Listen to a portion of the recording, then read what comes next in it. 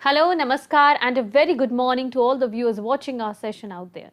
This is Simran Singh, and you are watching this particular special telecast on Poshan Maah that is running on PMeVIDYA channel number 1 to 12. Besides, there are different mediums through which you can connect with us, and one of them is our YouTube channel. As you all know, it is NCRT Official.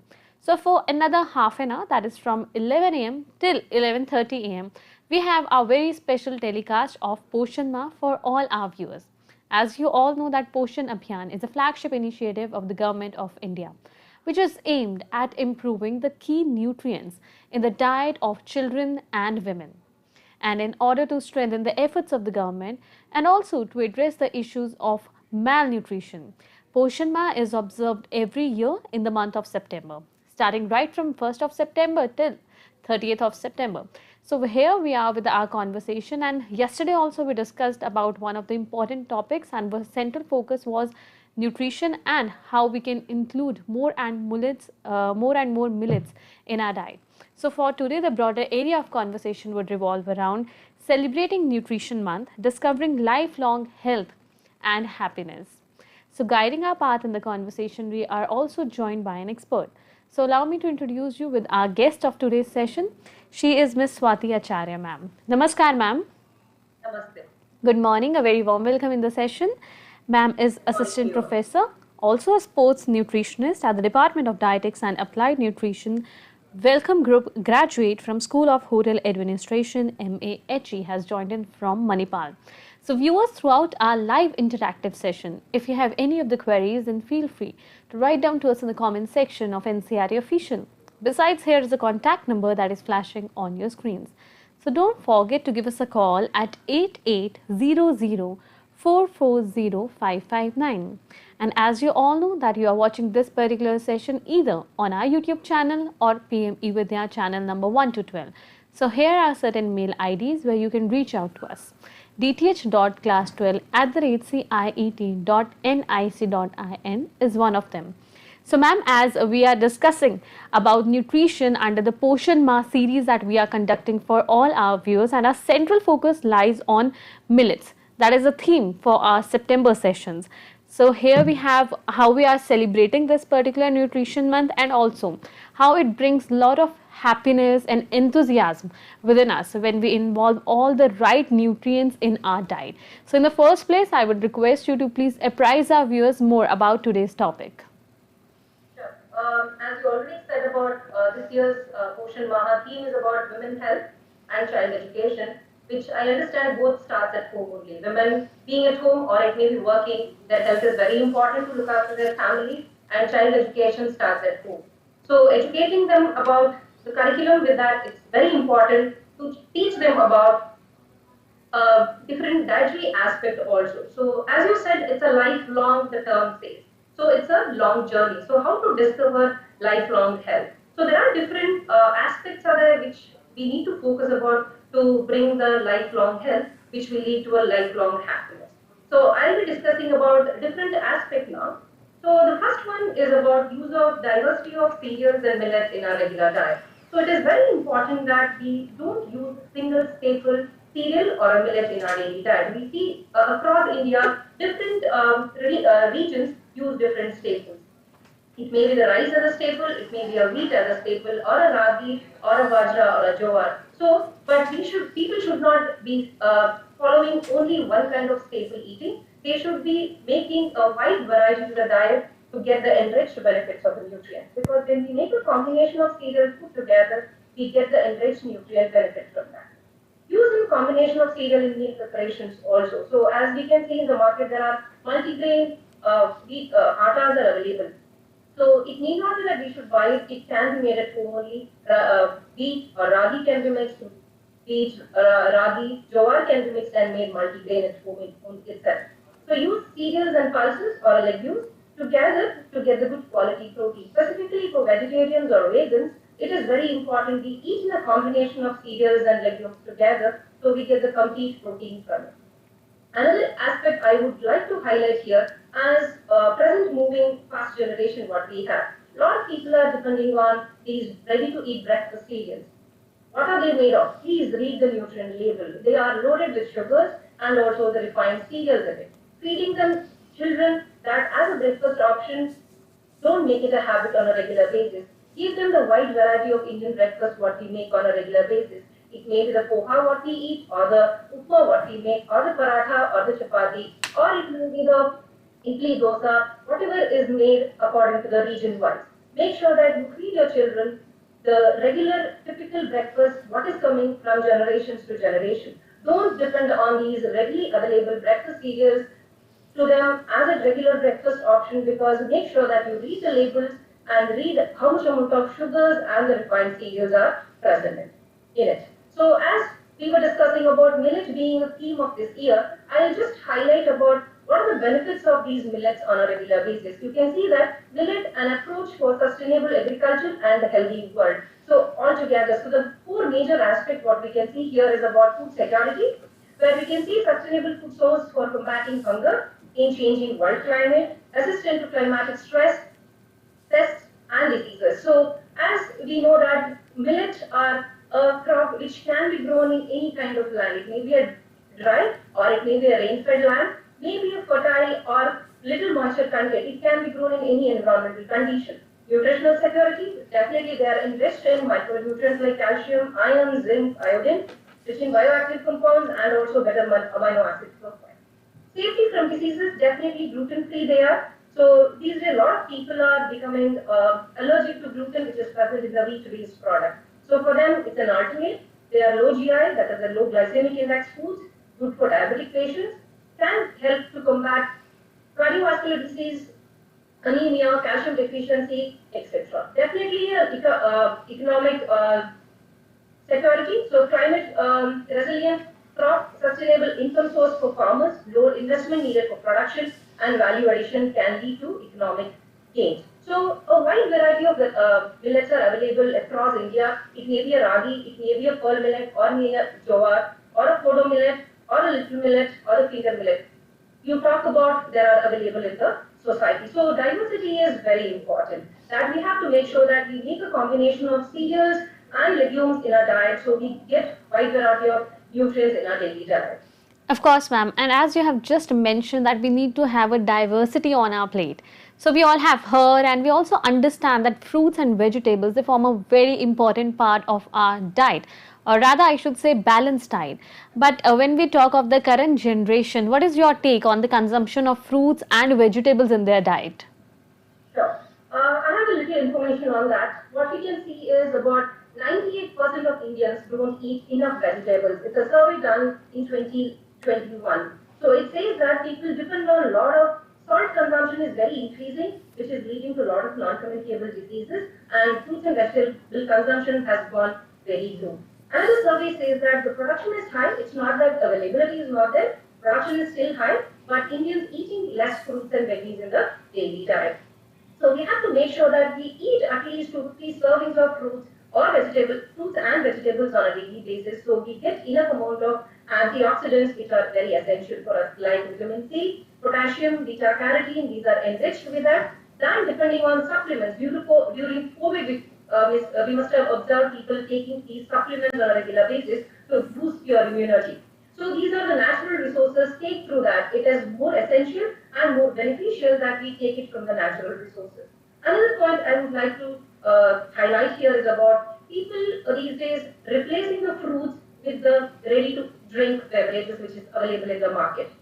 It's a wrong conception. So don't replace. It's not a replacement for fruit. Fruit as a natural when you're giving to yourself or you're giving to your children, they are getting good quality of carbohydrate, good amount of fiber, good amount of vitamin C and other micronutrients present in it. When we are giving as a ready to drink, it may be a pulse or a ready to drink beverages, they are loaded with sugar to preserve that and also has a lot of other additives to preserve it. So before consuming such things, have a note on that, how often you're consuming it. The frequency matters, so on a regular basis, make sure that we eat sufficient amount of fruits and vegetables on a daily basis. Talking about other micronutrient-enriched foods, that is muscle-building food, what we call, these are the protein-rich foods. We get definitely, everybody loves to eat different sorts of protein-based products. You can see the animal sources are there, milk and milk products are there, the soya bean is there, or legume you consider any of it. They are an excellent source of calcium, vitamin D, vitamin B12, vitamin A, zinc, iron, potassium, and iodine. Put together, they have many in it, not just the protein. But the specific group of people who should be careful about is about the during growth years, we have to give them sufficient amount of milk and milk products, adolescent girls and boys, pregnancy and lactation time, and also pre and post menopausal women. That is the forgotten age group. What we can say, people become negligent about consumption of these calcium-rich products. I will specifically talk about as being women health is the Poshan Maha theme. Women are more negligent about consumption of these calcium-rich products in their diet. They feel consumption of milk and milk products only for children. So it is very important that we consume enough calcium-rich products, specifically at least 2 to 3 servings of milk and milk products. It may be a milk you consume, or a buttermilk, or a curd, or paneer, depending on your choice. You need to consume it because the risk of the number of cases what we observe these days, the vitamin D deficiency is increasing drastically. That is leading to poor bone health in the long run, which is leading to osteoporosis, what we say the brittle bones, what we call it, and also the B12 deficiency, what we commonly see because of not consuming sufficient, or it may be the absorption problem in the body. So it is very important that we consume sufficient amount of protein-rich products in our daily diet. Moving to another aspect of lifelong health, what I'm talking about, it's about limit sugar consumption and control on usage of fats and oils. This is most attractive foods what we can see in the market. People love to eat across the age group. It may be the small children or to the adulthood or the late adulthood. The more attractive foods are sugary foods. It may be the aerated beverages, or you call it the dessert what we eat. So limit the consumption of sugary food which tempts you to overeat because they are more addictive. We take a small bite, we tend to eat more. So they are loaded with a lot of empty calories. They are not providing us any micronutrients which is required for our immunity. So be careful about choosing these products on a regular basis. Make sure that once in a while, if somebody wishes, definitely can have it. It's not that it should be banned, but the consumption, the frequency of it has to be very much limited. Another aspect is about the fats and oils. So we should be very careful about what is the source of fats and oils we are consuming. So outside, definitely the fried foods, what we love to eat, it may be the samosa we eat or the puffs we eat. The source of fat, what is being included in that, should be careful about because they are the source of trans fat, which is a leading risk factor for cardiovascular problem in the younger generation. So make sure you are including good quality fats. That is, when you are buying any fats and oils in the market, make sure they are enriched with at least omega-3 or omega-6 fatty acid on the nutrient label and buy such fats and limit the usage of fat. The type of method of cooking what you are using at home also should be preferably to the baking and grilling than compared to the deep frying method. And ma'am, nowadays, due to our fast-moving lifestyle, especially during our job schedules, we find it quite easy to go to some market or some shops and the malls and just buy the processed foods and packaged foods. So, does it harm our health? Like, is it healthy to consume the packaged foods?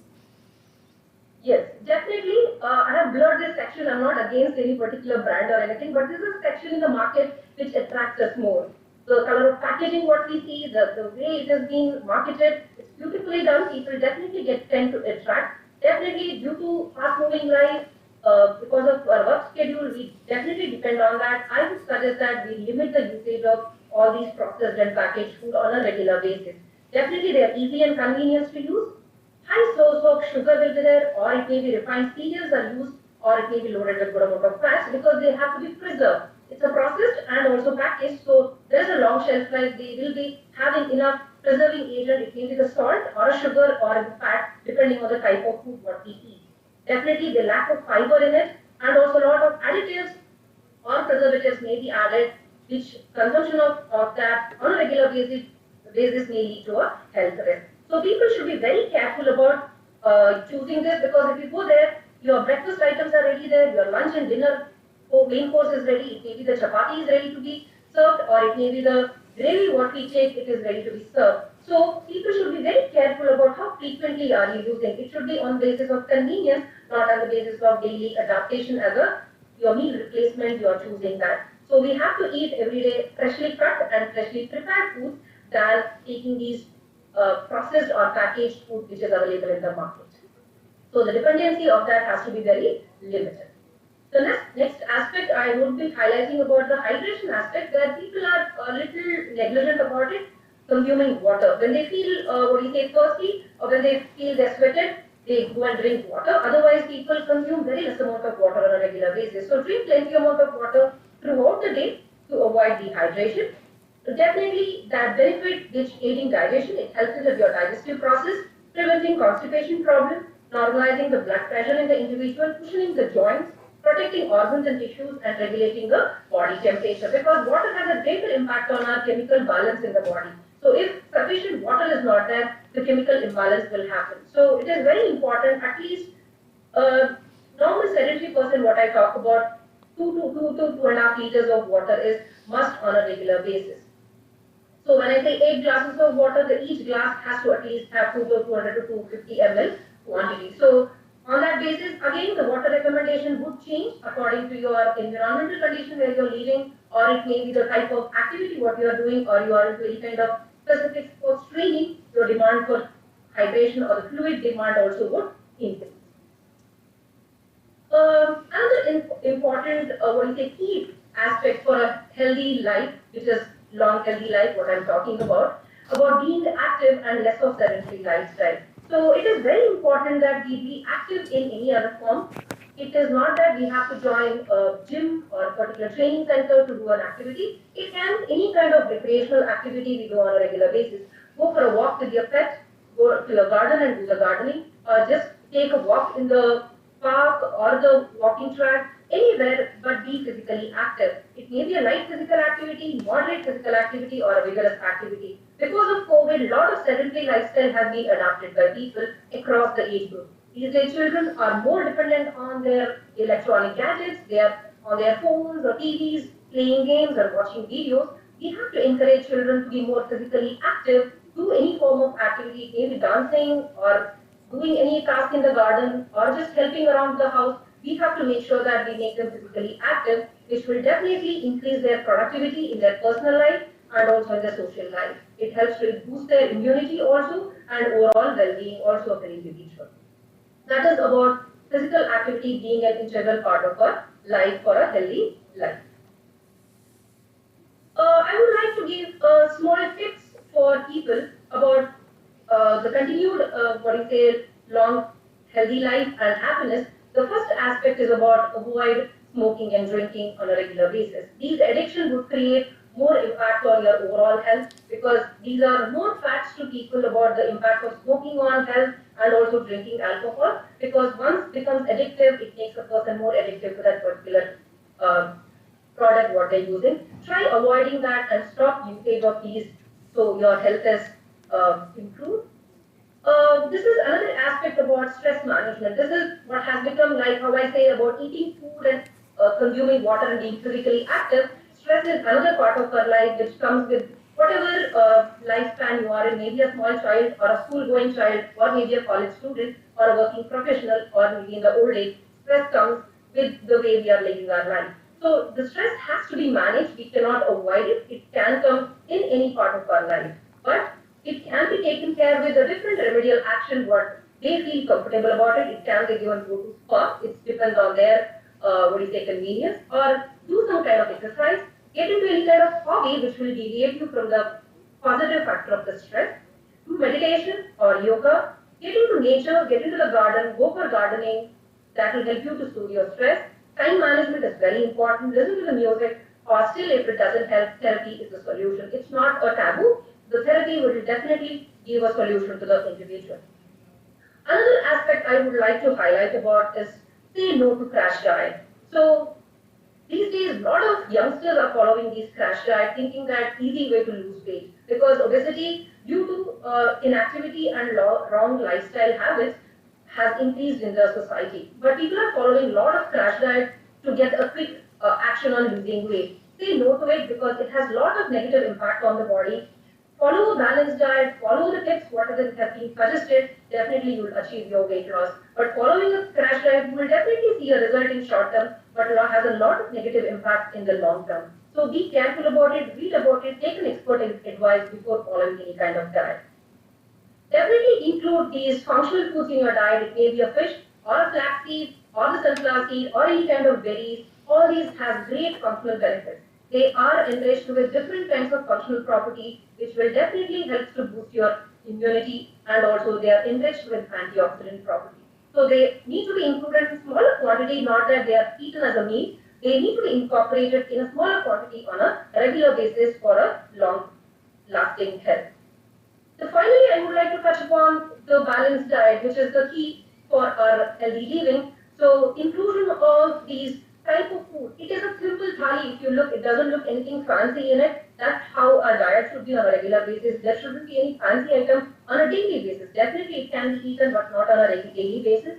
The inclusion, if you see in this slide picture, it is a my plate concept what has been brought where we're talking about the inclusion of the proportion of how much should be the vegetables and greens in our daily diet, and the cereals, and the minimal portion of protein sources, and limited quantity of nuts and oil seeds, and smaller quantity of fats in our diet. So it should not be the reversal way where we eat a lot of sugars and very less amount of cereals in our daily diet. The balanced diet is the key for a successful, healthy, long life. So above mentioned aspect, definitely if you follow, you will have a long-term health which can be achieved and which will lead to definitely a happiness in your life. Of course, and I do think that here the certain areas that we were discussing about nutrition are quite clear to all the people viewing our particular session, and the conversation we still have around 5 minutes left. So we have certain questions for you, ma'am, if you allow us. Yeah, okay. So ma'am, nowadays we have come across this new terminology that talks about clean eating. So what is the actual meaning of clean eating? Is it only about the fruits and the raw vegetables, or does it include a healthy plate? See, the previous slide, what I'm talking about, this is a clean plate according to me. You cannot load a person with only vegetables, or you can load a person only with the fruits. What happens, it becomes monotonous. A day you can follow about following only a fruit diet, a day you can follow only a vegetable diet. After that, you are not, you feel the boredom, you don't feel like eating that particular food again. So it is like every day if somebody makes the same breakfast, how the boredom comes, it has become the same thing. People will not have the continuity to follow that particular kind of diet. So there should be a variety. Definitely then only that person will get the motivation to follow a kind of diet. If you see in this plate, it has all combination. Whichever they feel bored, they can change that. The type of vegetable can be changed. The dry sabji, what we see here, the modification can be done. The type of dal, what we use to make the dal, can be modified. The varieties are there. The type of cereal, what we eat from rice, it can be made to a paratha or a roti. The curd can be made into a buttermilk. So modification can be done. So this will give more motivation to an individual than following the clean diet where they're getting stuck to a particular kind of diet for a long term, where they are missing out major nutrients in their diet. So to have a balanced diet and also to promote a healthy living for an individual, how should we start our day? I would suggest have a good breakfast. That is very important. Your day has to start with a good breakfast. Time management is very important. The sleep time, what we speak about, is very important. These days we see people are not following correct sleep pattern. That is a major factor, or you say triggering factor for a lot of health issues in an individual. Simple problem like having acidity. That is because of irregular sleep pattern, which will lead to irregular meal timing of an individual.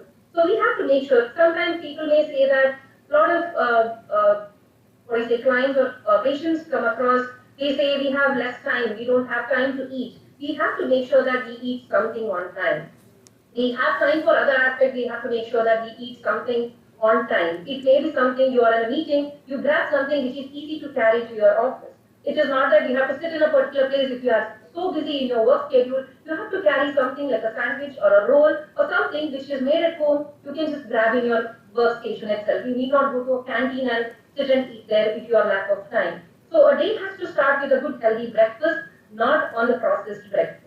It should be something made at home. Simple things like poha, upma, also if they are really busy, they don't have time to make paratha or anything else. It should be something simple, or a oats, because these oats also has become like a staple for us. Oats porridge or oats upma, depending on their choices of food, has to be done. And definitely the meal timing, what I insisted on, has to be managed. And ma'am, earlier you have also mentioned about stress. So I really want to know that the kind of food that we consume, does it really affect our mental well-being? Definitely, because stress has an impact on how we eat a particular food. When people are stressed, they tend to eat more of sugary foods.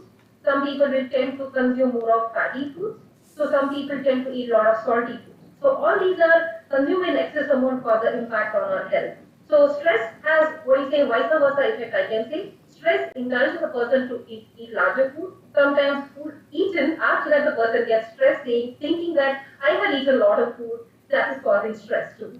So it's a vice versa effect. So definitely a correct choice of food is a key for it. Definitely I can say people when they're stressed don't feel like eating this thali. I'll tell you a practical scenario. People will not definitely when they're stressed don't feel like eating this. They definitely feel like eating a packet of chips or a French fry. But I would suggest under stress, go for a walk, take a deep breath in, take a fresh air. That will definitely soothe your stress. Then definitely you'll be able to eat a healthy meal than end up eating junk food. Of course, ma'am. And I would also request you for the concluding message to all our viewers and especially youngsters who crave on junk food. Like we need to have one day in a week where we can go out, have fun with our friends and eat junk food. What do you have to say about that? What do you say, a binge? Yeah. Generally, Sunday binge people call, or it may be any other day where they have an off. Make a correct choice of food. Binging when happens when they are following that fixed days, a correct physical activity and a correct choice of food. There is something called as discretionary calorie we have in the body. That is comes only when you are physically active. That is, I'm not talking about going for a walk in the evening is physical active. A lot of people think that going for a half an hour walk is being physically active. That is, binge can happen when they are having a proper, typical, a good quality diet and also good quality physical activity in the routine. Then definitely they can binge eat. Again, when they're binging, also has to be correct choice of food has to be done. Not on high calorie indulgence. It may be fatty food or sugary foods, or it may be alcohol-based beverages. So they should have a limit on how much they are consuming. Of course, ma'am. Thank you so much for providing us all these important and essential details pertaining to nutrition and above all, how we can have a good and healthy and also a long-lasting life. Thank you so much, ma'am.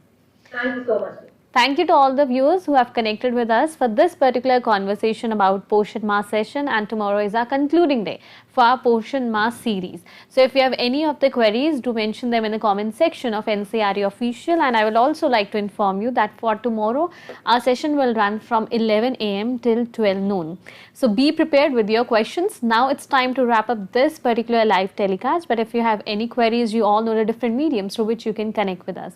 And within another half an hour, we'll be right back with a session of teaching learning interventions for inclusive classrooms. So stay connected to NCRT and keep watching PM eVidya channels. Namaskar.